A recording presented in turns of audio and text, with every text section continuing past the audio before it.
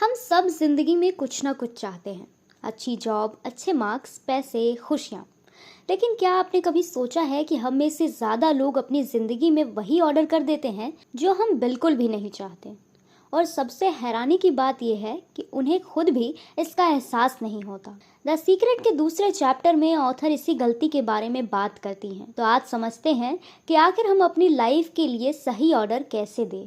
नमस्कार दोस्तों, मैं हूं अदिति और स्वागत है आपका बुक्स और बातें में, जहां हम किताबों की बातों को सिंपल और प्रैक्टिकल भाषा में समझते हैं। अगर आपको भी बुक्स, उनके कॉन्सेप्ट्स और उनसे मिलने वाली सीख में इंटरेस्ट है तो हमारे चैनल को अभी सब्सक्राइब कर लें। तो चलिए शुरू करते हैं द सीक्रेट सीरीज का दूसरा एपिसोड और समझते हैं सीक्रेट मेड सिंपल को। पिछले चैप्टर में हमने जाना था कि द सीक्रेट का मतलब है लॉ ऑफ अट्रैक्शन, लेकिन एक सवाल अभी भी बचा हुआ था। आखिर ये काम कैसे करता है? अगर थॉट्स इतने पावरफुल हैं तो उनका हमारी जिंदगी से कनेक्शन क्या है? इसी सवाल का जवाब चैप्टर 2 में दिया गया है। और इस चैप्टर का पूरा सार अगर एक लाइन में समझा जाए तो थॉट्स बिकम थिंग्स, ये परफेक्ट लाइन रहेगा। यानी ऑथर के मुताबिक जिन चीज़ों के बारे में हम लगातार सोचते हैं, धीरे धीरे हमारा ध्यान, हमारी एनर्जी और हमारे एक्शंस भी उसी डायरेक्शंस में जाने लगते हैं। अब आते हैं इसके मेन कंटेंट पे। राइटर कहती हैं कि हम सब अपनी ज़िंदगी में लगातार ऑर्डर्स प्लेस कर रहे होते हैं, चाहे हमें इसका एहसास हो या ना हो। और इस बात को समझने के लिए वो एक बहुत इंटरेस्टिंग एग्जाम्पल देती है, एक वेटर का एग्जाम्पल। वो कहती हैं कि सोचिए आप किसी रेस्टोरेंट में गए हैं। एक वेटर आपके पास आता है और पूछता है, सर आप क्या ऑर्डर करना चाहेंगे? अब आप वेटर से कहते हैं, मुझे स्पाइसी खाना नहीं चाहिए, मुझे ये नहीं चाहिए, मुझे वो नहीं चाहिए। और वेटर कंफ्यूज हो जाएगा, क्योंकि आपने उसे ये तो बताया ही नहीं कि आप चाहते क्या हैं। आप सिर्फ ये बताते रह गए कि आप क्या नहीं चाहते। बुक के मुताबिक बहुत सारे लोग जिंदगी में भी यही करते हैं।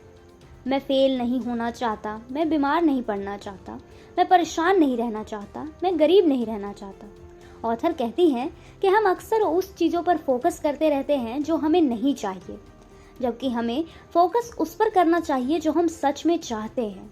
जैसे मैं एग्ज़ाम में अच्छा परफॉर्म करना चाहता हूँ, मैं हेल्दी रहना चाहता हूँ और मैं फाइनेंशियली इंडिपेंडेंट होना चाहता हूँ।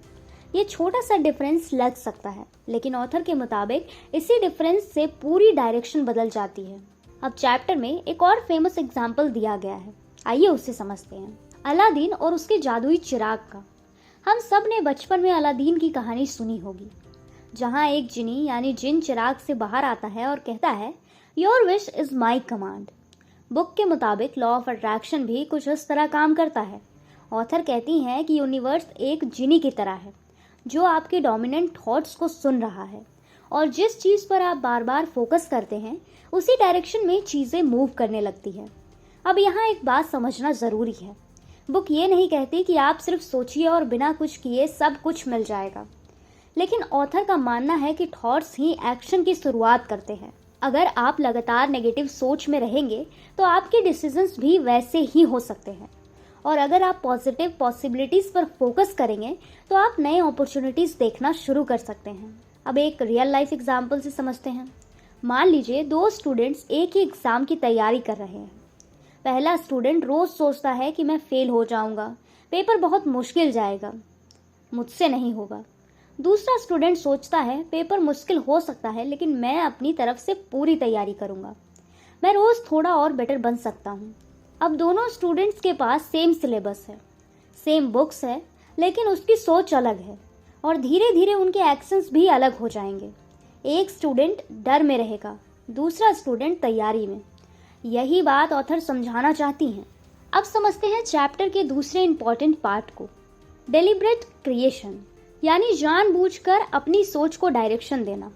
ऑथर कहती हैं कि ज़्यादा लोग अपनी ज़िंदगी डिफ़ॉल्ट मोड पर जीते हैं। जो दिमाग में आया वही सोच लिया, जो न्यूज़ में देखा वही मान लिया, जो लोगों ने कहा वही एक्सेप्ट कर लिया।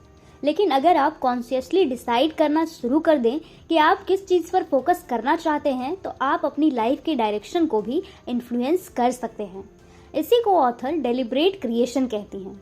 चैप्टर का मेन लेसन ये है कि अगर इस पूरे चैप्टर को एक सेंटेंस में समझा जाए तो वो सेंटेंस होगा, focus on what you want, not what you don't want. ये लाइन पूरे चैप्टर की फाउंडेशन है।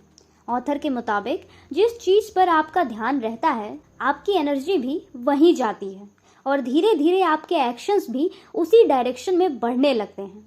अब एक बार ब्रीफ में समझते हैं कि पूरे चैप्टर में हमने क्या समझा। तो दोस्तों, चैप्टर 2 में द सीक्रेट मेड सिंपल का मेन मैसेज ये है कि हम हर दिन अपने थॉट्स के जरिए अपनी ज़िंदगी को डायरेक्शन दे रहे होते हैं।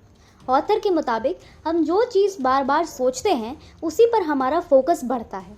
इसलिए उनका कहना है कि उन चीज़ों पर ध्यान दीजिए जो आप पाना चाहते हैं, ना कि उन चीज़ों पर जिनसे आप बचना चाहते हैं। और याद रखिए डेलिब्रेट क्रिएशन के बारे में, यानी जानबूझकर अपनी सोच को डायरेक्शन देना। कि आप कॉन्शियसली डिसाइड करना शुरू कर दीजिए कि किन चीज़ों पर आप फोकस करना चाहते हैं, जिससे आप अपनी लाइफ की डायरेक्शन को भी इन्फ्लुएंस कर सकते हैं। अब एक टास्क करते हैं। आज पूरे दिन एक चीज़ ऑब्जर्व करिए।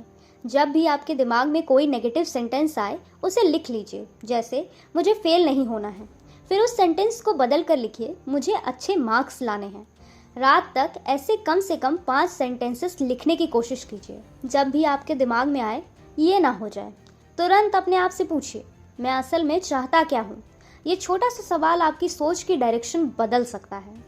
अगर आपको आज का एपिसोड पसंद आया हो तो वीडियो को लाइक करिए और अपने दोस्तों के साथ शेयर करिए।